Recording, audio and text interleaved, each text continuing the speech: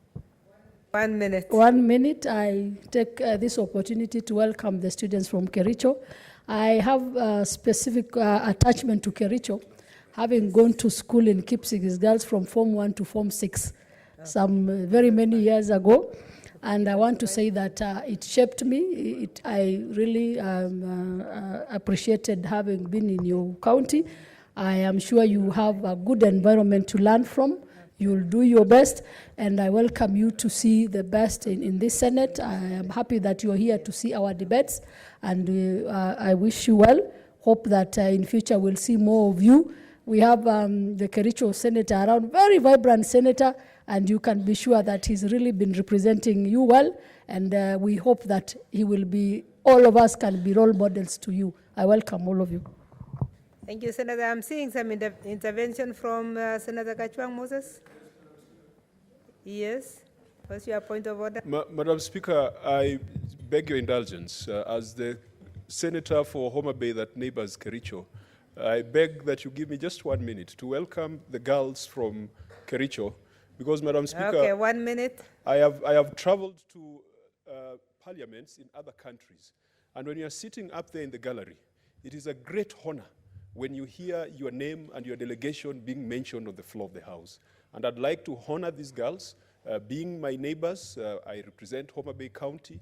They come from Kericho, represented by Senator Aaron Cheriot, a young man, my age mate, who is extremely vibrant, and a man with a future, a very bright future. Madam Speaker, I would like the girls to go back with a message that here in the Senate, we work together irrespective of tribal background, we work together irrespective of political party backgrounds. And I want also to encourage them, when they go back, never to accept to be incited to take up weapons to hurt somebody else in the name of politics. Because here in Parliament, we debate using words, we don't debate using weapons, we don't debate using violence. They must shun violence, but they must also aspire to work hard and one day come to this House and sit on that chair, Madam Speaker. And I want to tell those girls that the chair of today's session was my teacher way back at Moi University when she was heading Chepkwelel. And today, as her student, I have the privilege of sitting with her in the same house. I believe those girls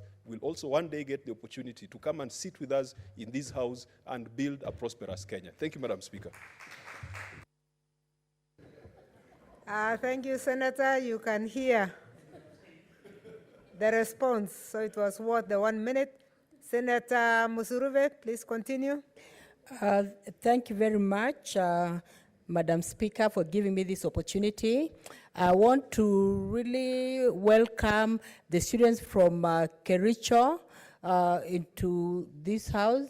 And I want to commend their teachers for picking the initiative of ensuring that the girls come to the chamber in order to interact with us. I even see that we have women leaders who are boldly representing national issues. And I want to say, Madam Speaker, when we are talking of issues of two-thirds gender roles, when you're talking of issues of women in leadership, it all begins from school. So school environment is good to because it already begins to train our girls into leadership skills. So I'm commending the teachers. I'm commending also the girls for coming. And one word to the girls. I'll be very mean if I do not mention that Madam Speaker, I want to really encourage the girls to be in the right company, because if they're not in the right company, wrong companies usually erode morals. And Madam Speaker, yesterday when I was watching the news, I actually saw some boys in Nakuru boys who are even arrested in a cave where they were watching pornographic movies. I want to tell you girls, just have the right company, and when you have the right company, you'll be focused in your studies, and eventually you'll be sitting where we are sitting. Some of you will even be doctors, lawyers, and so on, but you really have to invest in your future. So welcome into the house and feel very comfortable, and listen to also women leaders debating on national issues. Thank you, Madam Speaker. Now to this motion. Madam Speaker, I want to really commend Senator Pareno for coming up with this motion. And I'm commending her because, Madam Speaker, it is enshrined in the Constitution. And the Constitution, Article 26, says clearly that everyone has a right to life, and no life should be taken away intentionally. So, Madam Speaker, this teleconferencing is actually speaking to this constitutional right. And even when you look at Article 43 of the Constitution, it speaks clearly about some of the rights, socioeconomic rights, like attainable standards of health. When you look at the SDG number 3, it also speaks about on the issue of health and well-being.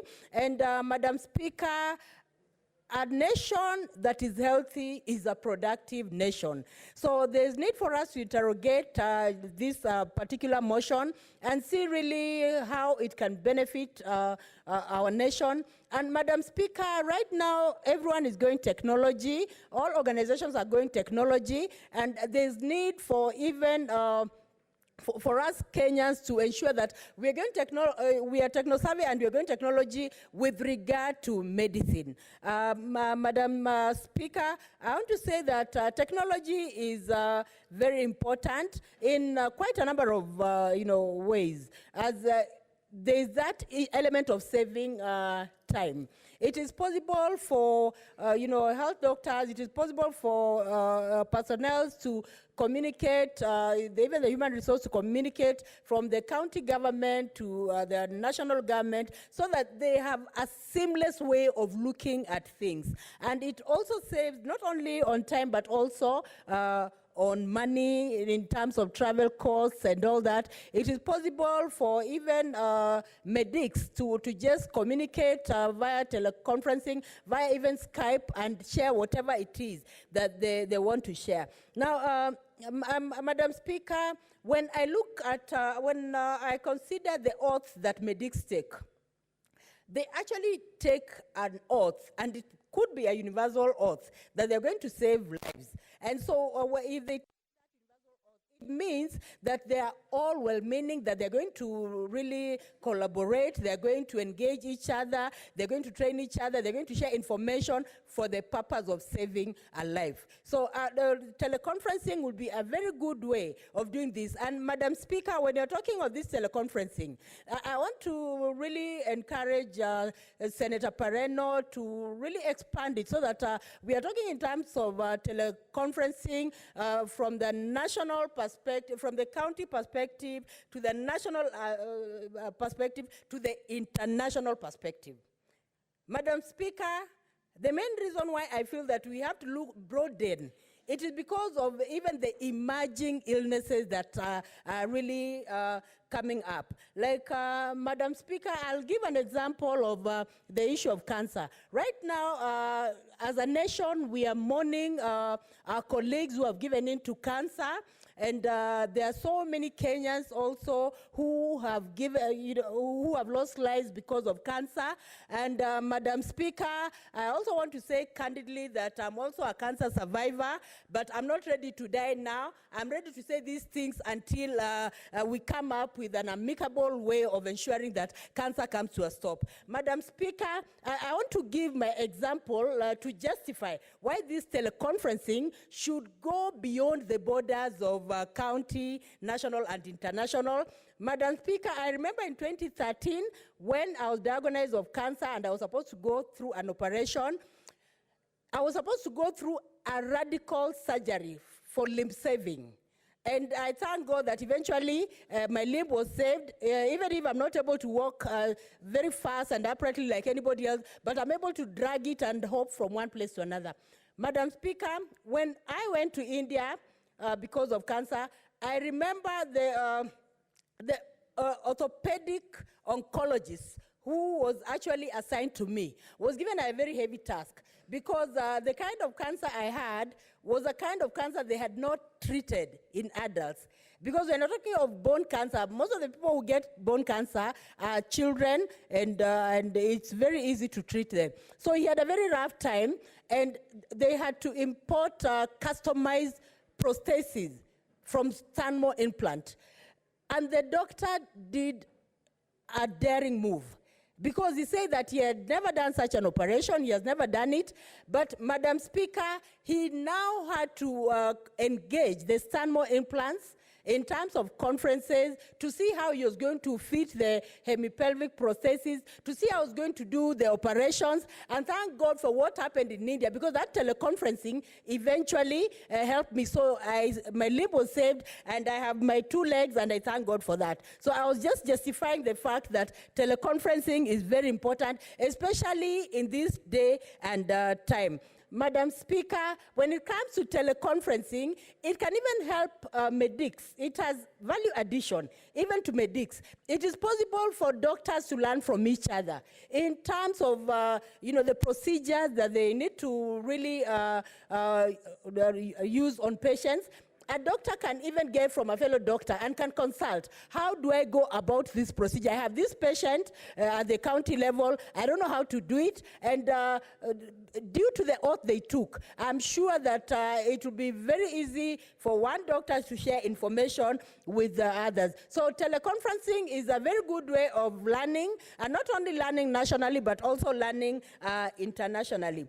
Madam Speaker, teleconferencing has also value addition, even for the patients themselves, because doctors can consult concerning a patient, and it will be possible for a doctor to do some diagnostic tests on a patient through Skype, through teleconferencing. And even right now, Madam Speaker, people are really talking about the issue of cancer. But right now, even if you're sick and you're able to get a doctor maybe in India, a doctor maybe in another country, or even a doctor internally, it is possible, if you have the contact, to be on a Skype with the doctor, explain your case, and when you explain your case, then the doctor can refer, or the doctor can also advise before you now pack your things and go. Madam Speaker, I have seen many patients when they're diagnosed of cancer, they're always in a rush. They say, now, I've been told to go to South Africa. I'm doing a fundraising, I want to go to South Africa. But when they go to South Africa, they don't know where they're going. They're just going to South Africa. When they're going to India, they don't know where they're going. They're just going to India. But via teleconferencing, via Skype, it is possible to know which hospital is able to treat which kind of complicated disease, so that by the time a patient is going there, there is already someone waiting to administer treatment. Madam Speaker, even teleconferencing can be used to reassure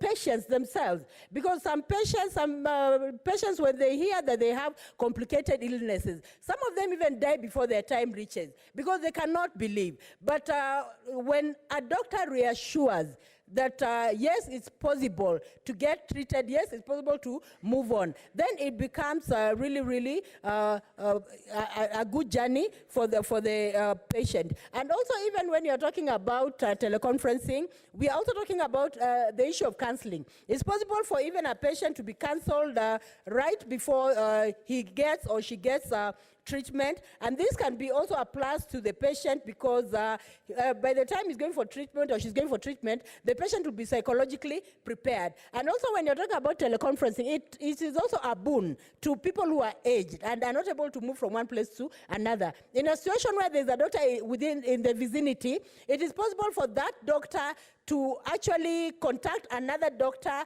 through Skype, through teleconferencing, and also present the case of the patient who is aged and is not able to access the place. And through the information that the doctors get, it is possible for aged patients who are immobile to be treated. So I want to say, Madam Speaker, that this issue of teleconferencing should be taken with speed, and not only taken with speed, this should be a motion that should pass, and it should not only pass, it should be implemented. Thank you, Madam Speaker, for giving me the opportunity. I support the motion. Thank you, Senator Mbogo. George Ochila Yako.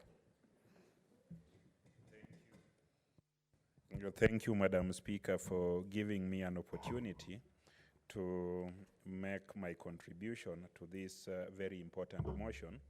I want from the onset to thank Senator Judy Pareno for thinking about this. I also want to thank the colleagues. Order, member, order. Please take a seat. I have one communication to make before you continue. Honorable Senators, I would like to acknowledge the presence in the public gallery this afternoon of visiting students and teachers from Applegate, school, primary school in Kakamega County. In our usual tradition of receiving and welcoming visitors to Parliament, I extend a warm welcome to them, and on behalf of the Senate and on my own behalf, wish them a fruitful visit. I thank you.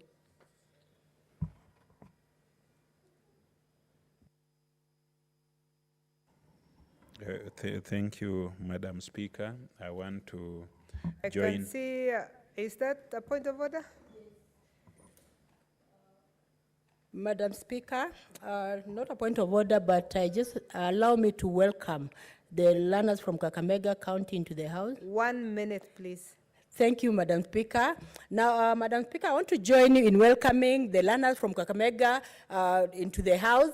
And it is something commendable. I'm a senator, nominated senator from Kakamega County, and it does me proud just to see that you have come all the way from Kakamega just to engage with the Senate, just to listen to what we are articulating with regard to issues of national importance. And I want to welcome you into the House and tell you, feel at home, and I'm just proud of you. And I want to say for the learners, Samia Sukan, some of you will be sitting where Senator Msuruve is sitting. Some of you will be doctors, lawyers. Just work hard and be focused in your studies. Thank you, teachers, for bringing the learners into the House. Thank you, Madam Speaker. Continue. Thank you, Madam Speaker. And in the same vein and same token, I wish to welcome the learners from Kakamega. We call it Ingo or Kodera from where I come from. I'm the senator representing Migori County, and I'm also happy to have you here. This is a good house. Parliament is a very good place. We resolve our disagreements through debate, through persuasion, and through consensus. I hope when you get back to Kakamega, all divergent views that you have will be resolved through debate, through persuasion, and through consensus, and not through any other means that may be unlawful. I hope you take that home, and thank you. When you get back, travel safely, and pass my regards to your governor and your other senator, Cleopas Malala, who ought to have been here. Now, Madam Speaker, I was saying that I want to appreciate Senator Pareno for thinking about this motion.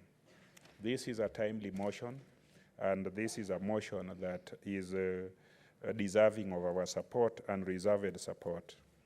Madam Speaker, if you are a keen student of the inspiration that President Kennedy had on Americans when he was alive in the 60s, Kennedy was persuading Americans to go to the moon. And in one of his very good addresses in persuasion of Americans to go to the moon, he said that Americans should go to the moon not because it's nice up there, but he said because it's difficult. So what Madam Pareno has proposed to government, to have telehealth, to have virtual health, must be done. It must be done because we know that it's difficult, and we must do it because it is difficult. If we do not do it and choose to do easy things, I do not think that it would reward all the hard work, all the investments that we have in terms of innovation, in terms of ambition, that we invest in, day out. So I want to appreciate the difficulty of attaining this. But again, Madam Speaker, if you look at the Constitution, Article 21, and allow me just to look at Article 21. Article 21 of the Constitution talks about implementation of rights and fundamental freedoms. Sub-Article 1 says, it is a fundamental duty of the state and every state organ to observe, respect, protect, promote, and fulfill the rights and fundamental freedoms in the Bill of Rights. So if you look at the sub-2, the state shall legislate, shall take legislative, policy, and other measures, including the setting of standards to achieve the progressive realization of the rights guaranteed under Article 43. And under Article 43, you will find that Article 43, under Article 43, you just give me a minute. Under Article 43, which is titled Economic and Social Rights, every person has the right to the highest attainable standard of health, which includes the right to health care services, including reproductive health. So, Madam Speaker, I think it is our duty to ensure that we give meaning to Article 21 as read together with Article 43, so that we as a state organ urges and encourages the executive government to implement these rights so that Kenyans can benefit from this. So I want to thank Senator Pereno for moving this House to start the journey towards realization of the rights of Kenyans to the highest standard of health that can be found in this country. The issue here when we are talking about health, we are talking about access to health services. We understand that we are operating in the context where we have a few experts. If we look at the area of radiologists, oncologists, pediatricians, and all those physicians that have that technical knowledge that requires so much learning. We have even had the misfortune, I dare call it so, of requesting Cuba to supply us with experts, which means that we do not have expertise in many areas. Madam Speaker, in order for Kenyans to access knowledge from these experts, the experts that we request countries like Cuba to give us, the experts that we are training, and yesterday we had the privilege of listening to an expert, Dr. Odhiambo, an expert oncologist. He said that it will take us about 5 years to have about 100 oncologists. He gave the statistics and indicated that my own county in Migori does not have.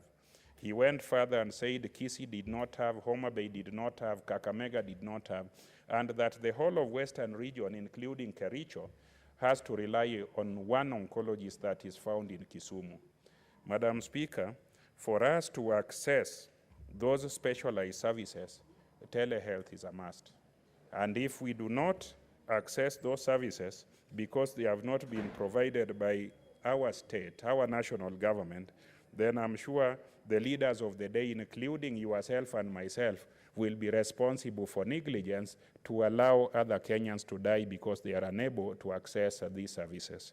So this motion is about enabling Kenyans to access skill, to access services of the highest standard, because telehealth is going, or telemedicine is going to connect Kenyans to this specialist. Kenyans reside in counties, Kenyans reside in the far-flung regions of this country, Kenyans reside in mashinani.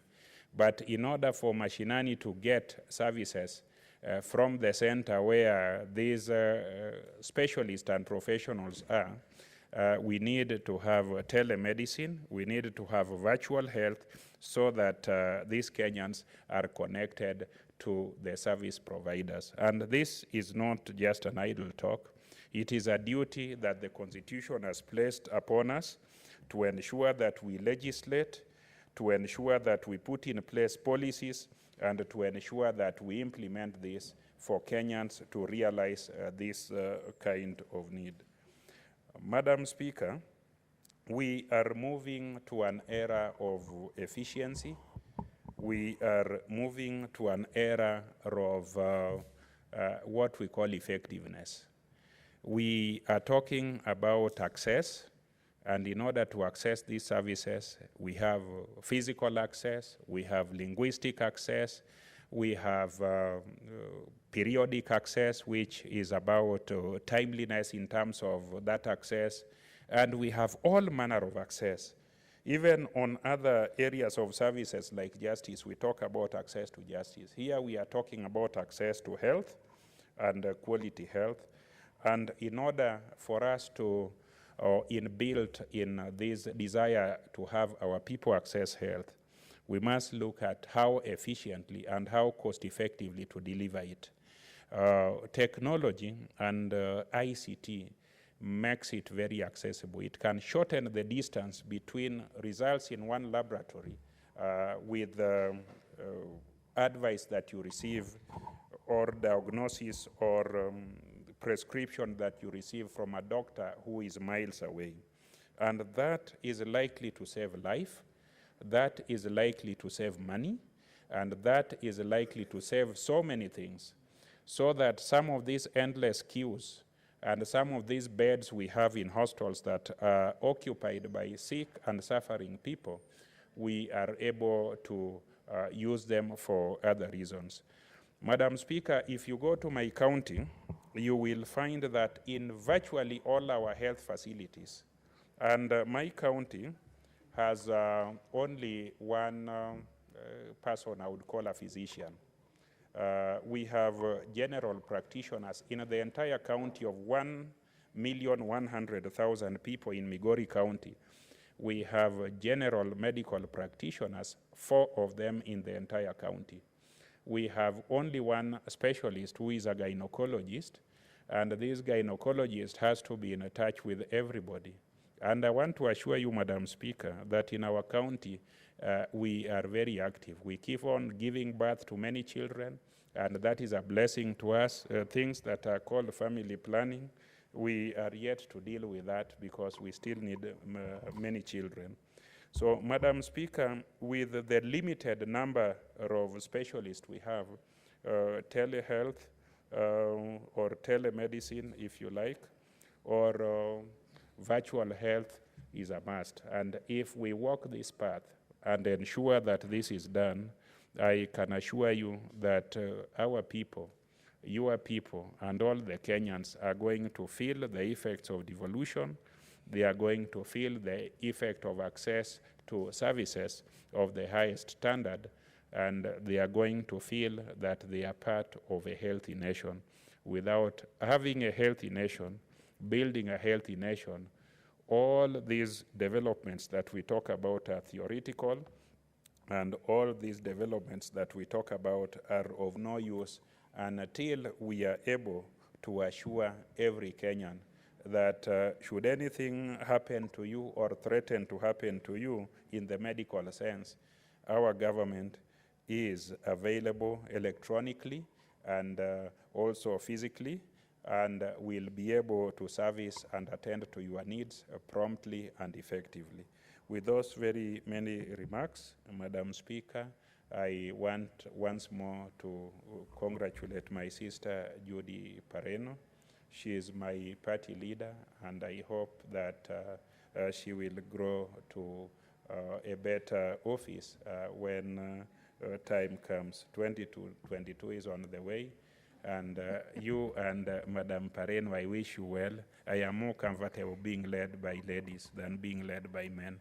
Thank you very much, Madam Speaker. Senator, remember this is 2019.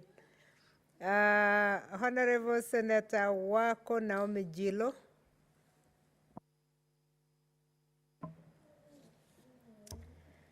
Thank you, Madam Speaker, for giving me an opportunity to add my voice to this very important motion on facilities connecting all county health facilities to national referral hospitals. I also want to congratulate Senator Pareno for coming up with this motion, which will help the entire nation. She's a very focused lady. I know we have worked together in our committee, National Cohesion, and she's a very committed lady. When she was moving her motion, the only thing that I saw is her commitment to serve her people and to serve Kenyans, and work hard so that Kenyans can get the services that they need. So congratulations, Senator. And Madam Speaker, I support this motion because of what or the potential it has. Health is very central in what we do as a nation, and we also know where we are coming from, especially for those of us who come from far places from the city, remote areas of this country, where we don't have good roads, we have no good networks, we don't have even good facilities. Madam Speaker, we know, and many of our people have suffered in the past. I'm referring to my own county, that is Marsabit, because many of our patients, you know, Kenyans go to India so that they can get good medical care or good medical support or attention. But for us, people from Marsabit and other parts, Meru is the farthest we can go to.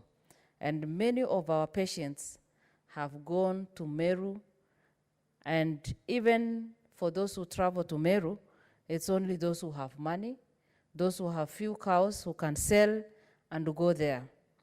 So for me, this is a very good idea that can bring equal opportunity to all Kenyans, where we can, you know, even where you are, you can get the support or the services that you need. With the President's universal health care, I think this is the best way to go so that he can have that legacy that he wants to leave behind.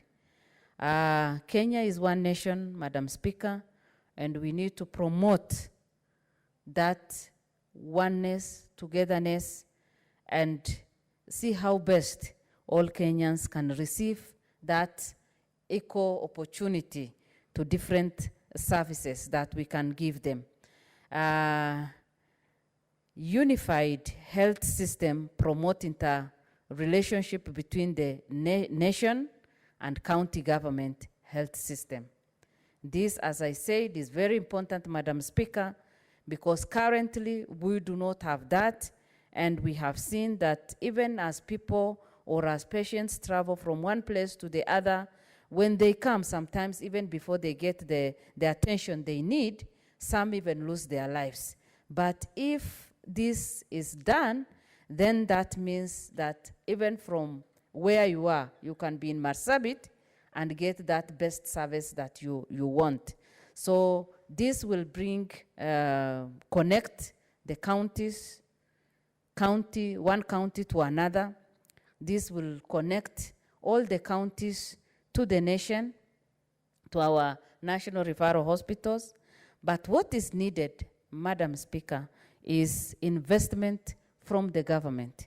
Because sometimes we cry for good health, sometimes we cry for all the good facilities so that our people can have that good care. But unfortunately, we do not want to invest. And so it is important for our government and for us to propose that we invest enough in equipping the facilities that are there and making sure that we have proper systems in place so that all the patients then can be served well. Lots of lives have been lost in the past, and Madam Speaker, we cannot continue that way as a country. We know that when this is implemented, then diagnosis of different diseases can be done. We can have, you know, professionals, doctors who are specialized in different areas, different skills, providing their services from wherever they are. In fact, I believe even when they are outside the country, they can continue doing that. So it is something that we need to support so that we can improve the lives of our people. In order for us to have a healthy nation, we must invest in healthcare. In order for us to have a growing nation, then as a government, we should be prepared so that we can have personnel, qualified personnel, we can have good infrastructure and allow our people to have accessibility to all the facilities that we have. Madam Speaker, with those few remarks, I support the motion and I congratulate Senator Pareno. Thank you.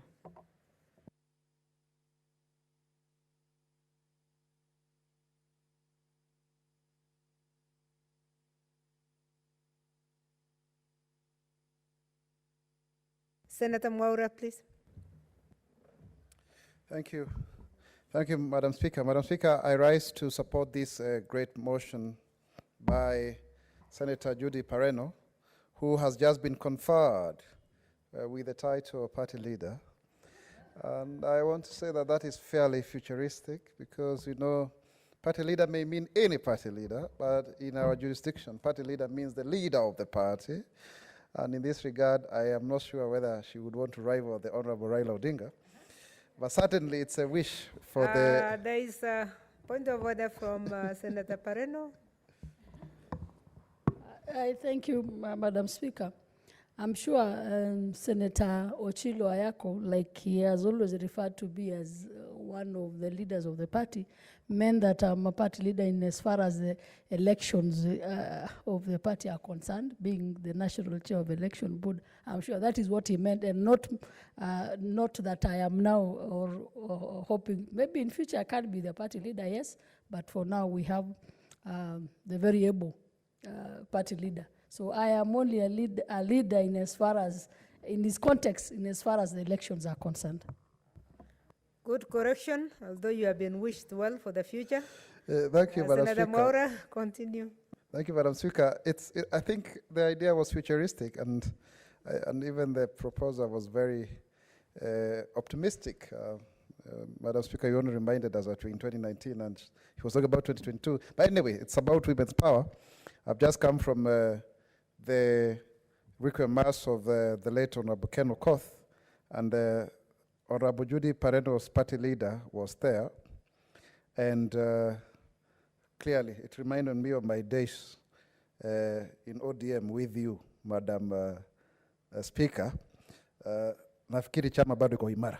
Let me say this, that I strongly support this motion, but if you allow me, Madam Speaker, to also, because I've not had that opportunity, to pay my tribute and condolences to the two fallen leaders of our country, that is Honorable Ken Odhiambo Okoth, and also the Honorable Mama Joyce Cherono Laboso, both of whom I was privileged to serve with them in the 11th Parliament, with Madam Joyce Laboso being our Deputy Speaker, and I think the First Lady Deputy Speaker, I stand guided, but I think that's the case.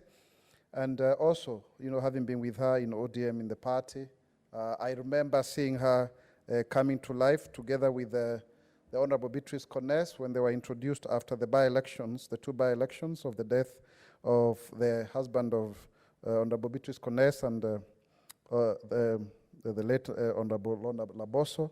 And of course, the way we were engaging, and she was really like a mother to us in the National Assembly. In fact, when she was on the chair, like you were, Madam Speaker, we used to joke a lot as if the children are joking because the mother is around.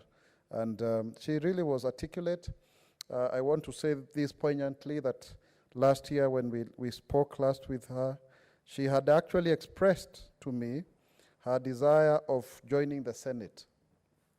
This was not to be, but we really, eulogize her, particularly because she proved that women could be elected as leaders, and she won with a landslide and became the first woman governor for Bomet County, or not just Bomet, but also one of the only three. So really, she's a trailblazer, and we really honor her.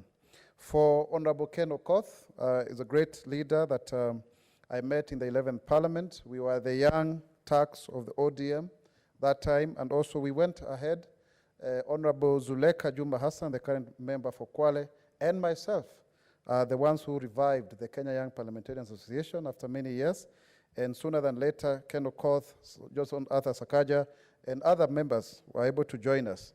And so it is really, really painful to see a young man, and Madam Speaker, I don't know whether standing orders allow me, but if you allow me to read something here in his own, and then I can go to the motion.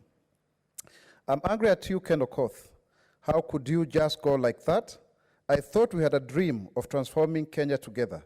Deep within, your death has robbed me of some hope.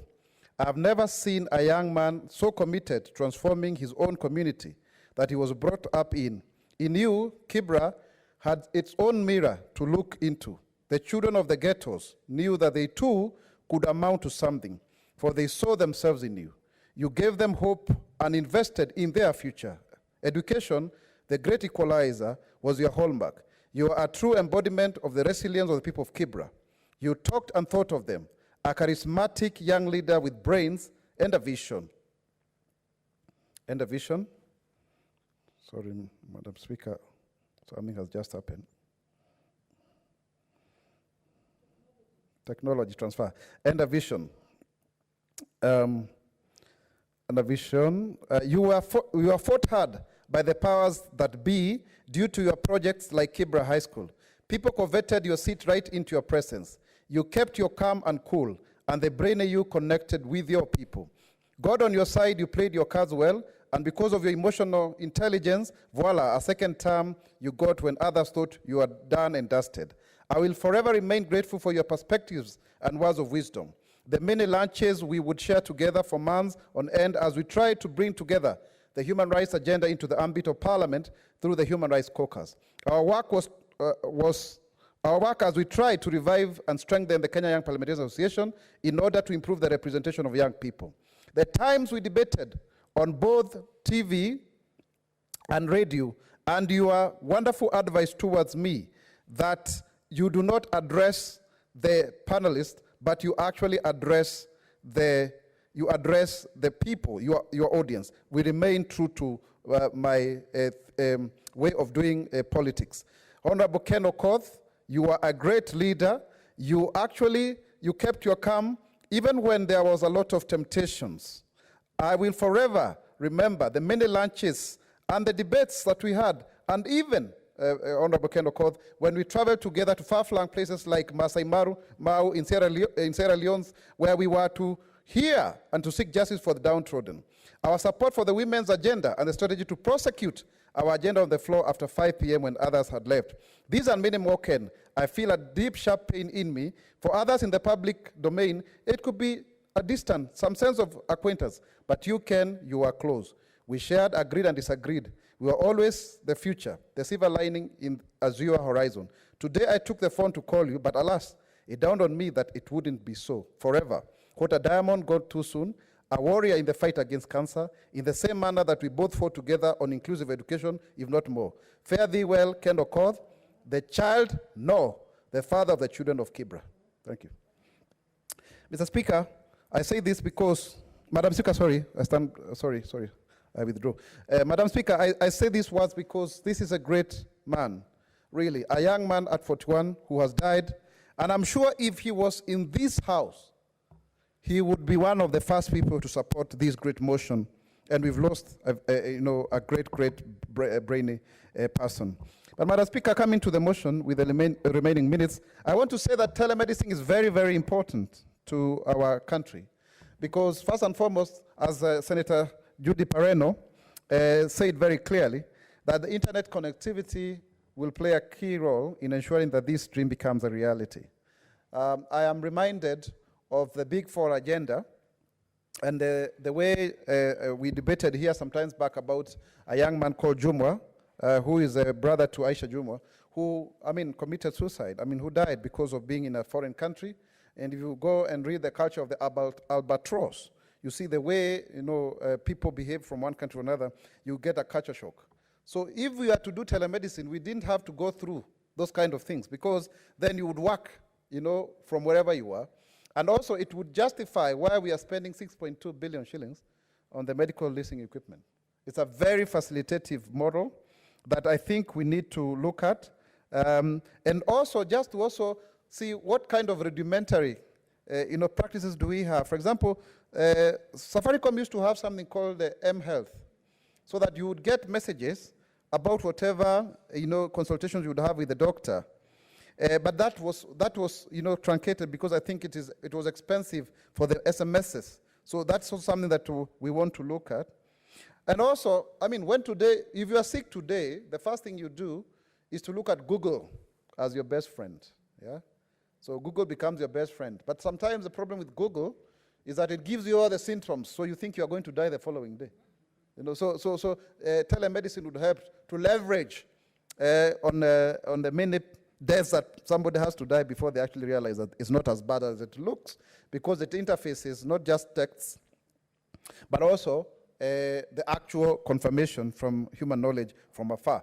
And this practice is there. I mean, I remember when I was a student in Leeds, the student medical practice, I could see people are consulting, the doctors were consulting via computer. So it's working, I could see it. I've also seen it in Nairobi Hospital at the pediatrics there. Young doctors trying to get something online. So it's a platform that can only be taken, for example, to the public hospitals, because I think private hospitals, especially the ones that are well-resourced, could already be using that. Point of order from Senator Pareno. Is it point of order or point of information? Just information. Yes, Madam Speaker, I wanted to... You'd like to be informed? I wanted to inform my colleague, Senator Mwaura, that the young man who died in Cuba was not Asha Juma's brother, but rather Mishimboko's young brother, the senator for Likoni, Honorable Mishimboko. So you need to correct that. That's good for records. I think the correction is accepted. Thank you, Senator. Thank you, Madam Speaker. The member for Likoni, you also said the senator for Likoni. But yes, I stand guided. Thank you. Thank you very much for your correction. I don't know why I confused the two.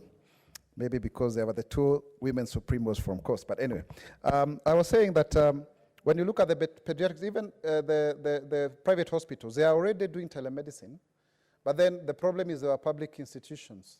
The doctor is left there with limited knowledge, and it would be important to ensure that they also get this. Particularly, Senator Pareno, when you speak about neonatal care, this is very, very, very important, because I draw this from my personal experience of having had my babies come prematurely, and the kind of challenge that my wife and I had to go through. And I would want to imagine, yes, I'm a privileged Kenyan, because then I could access neonatal care from a very good hospital. But what about the people in the villages? This does not just happen to people who have a good job, for example. So telemedicine would actually work very, very well with regards to ensuring that we increase the neonatal care, especially in the rural areas. I just want to point out and say that it also helps in terms of local knowledge management, especially in Africa, because then how do you apply this knowledge within limited resources in a certain locality that is remote? That also would help. So it's not just a question of expertise from abroad, but also local knowledge in terms of how do you handle such a situation within the limited resources that there are. I think also it would also help in terms of reducing the consultancy fees, because that is a big deterrent to people going to see doctors, so that then people are able to see to it that then they do not have to pay very highly for a very qualified professional. I think in general I want to support, and I want to strongly condemn Mike Mbuvi Sonko for embarrassing Ken Okoth today during the funeral. Leaders should have decorum. Those are not things that you discuss in the funeral. If the cause of justice should take place, you should be a leader to actually mediate. It is embarrassing, and Monica, the wife of Ken Okoth, should be respected. Mwaura. I support. Order, Senator Mwaura. You are not supposed to name somebody who has no powers to come and respond to you. So please don't sneak in something like that. Senator Waria College Juma.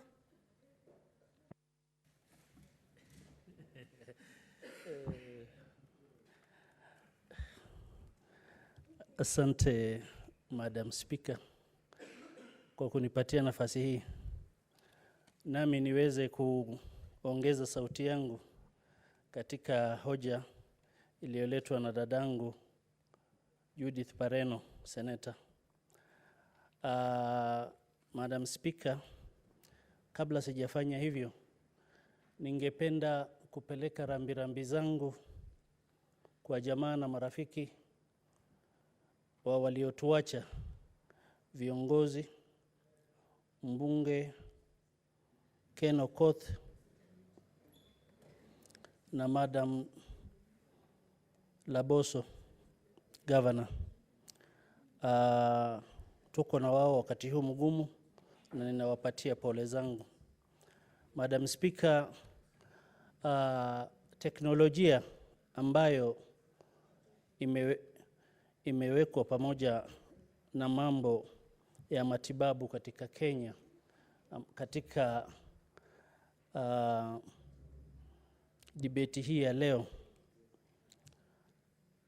ni kitu muhimu zaidi, kwa sababu hasa sehemu mimi nimetoka, Madam Speaker, kupata hospitali ni vigumu sana. Hospitali ni chache sana, na hasa watu wengi wanapata shida katika kukaa katika milolongo ya hospitali ili kuweza kupata matibabu.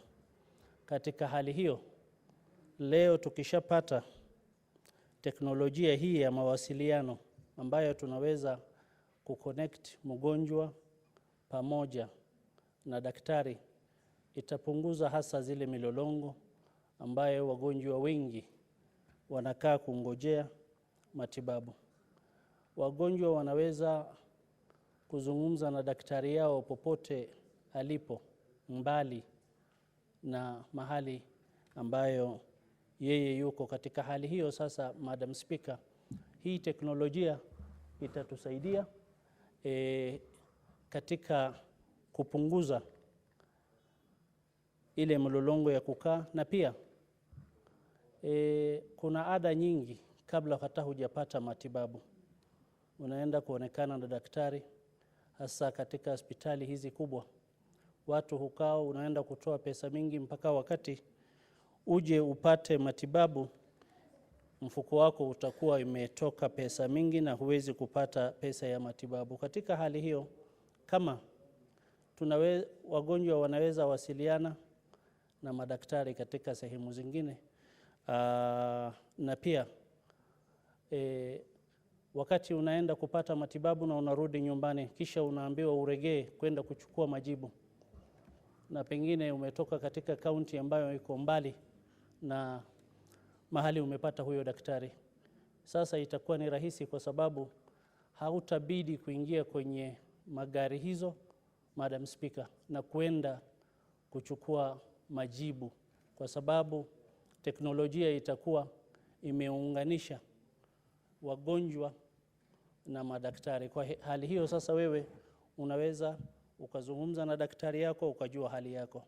Na hasa wakati mwingi tuko katika dunia ambayo ni dunia ya internet, ni dunia ambayo unaweza ukaingia kwenye Google uangalie, lakini hii mambo ya Google saa ingine itakukatizia tamaa, useme basi dunia yangu imeisha, kwa sababu ukishajua shida yako ni nini, Madam Speaker, basi utasema leo dunia yangu itaisha. Lakini wakati unaweza kuongea na daktari yako moja kwa moja, wakati mwingi madaktari ni watu wa kupeana watu moyo, watu wa kupeana watu nia, na mgonjwa anatakikana apate heri njema kwa daktari moja kwa moja. Katika hali hiyo, mimi ninaunga mkono sana mswada huu ya teknolojia ambayo saa hii imenawiri katika dunia yote. Kwa hivyo, Madam Speaker, mimi ninaunga mkono hoja hii ya Madam Pareno Senator. Ninaunga mkono, asante.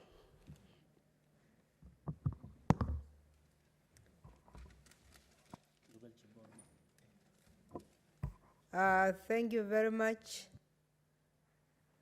There being no other person wishing to contribute, I would like to ask the mover to respond. And bear in mind, you have 3 minutes now, and you can continue if you don't finish. Yeah, I thank you, Madam Speaker, and I thank all those that have contributed to this motion. It is really a touching one. It touches on the lives of the people. It touches on the core of humanity. For without health, then there cannot be a nation. That was like what Senator Naomi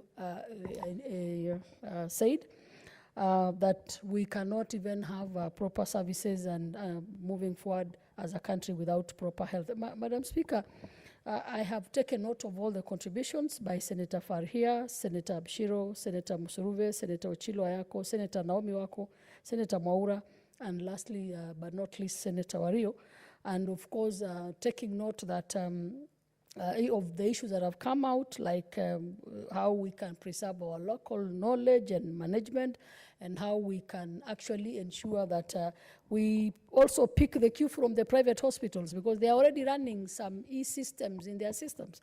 And Madam Speaker, this touches really on the livelihoods, and I think these contributions will help us to ensure that at the end of the day we have a better system. So, Madam Speaker, I don't have to add more. I simply beg to reply.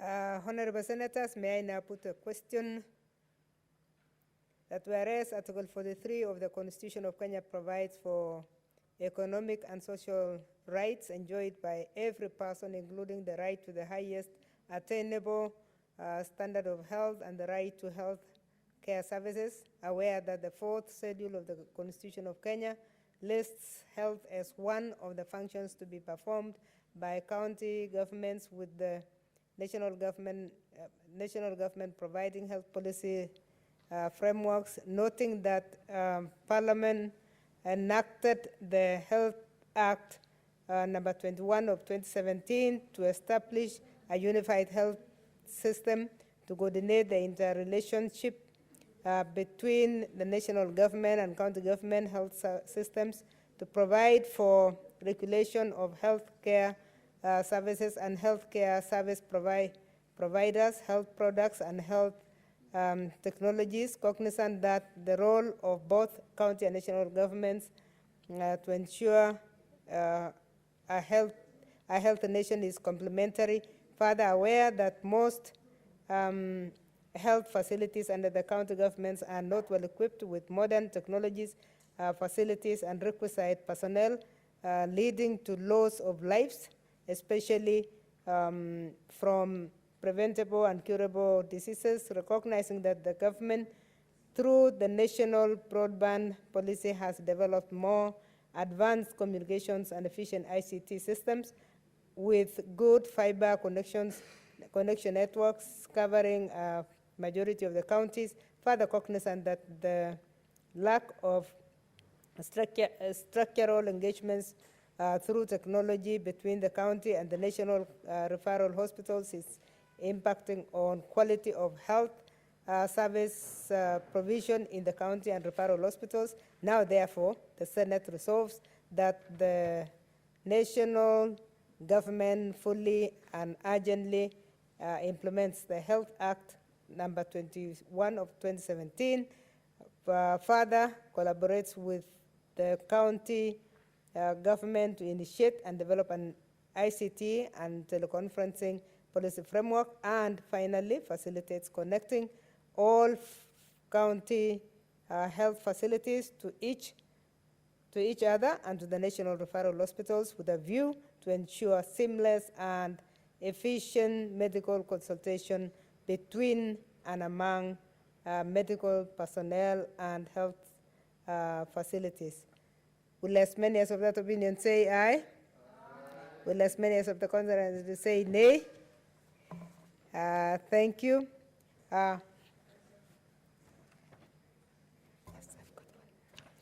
Honorable Senators, it is now 6:30 p.m. Time to adjourn the House. The Senate therefore stands adjourned until Tuesday, the 6th August 2019 at 22:30 p.m.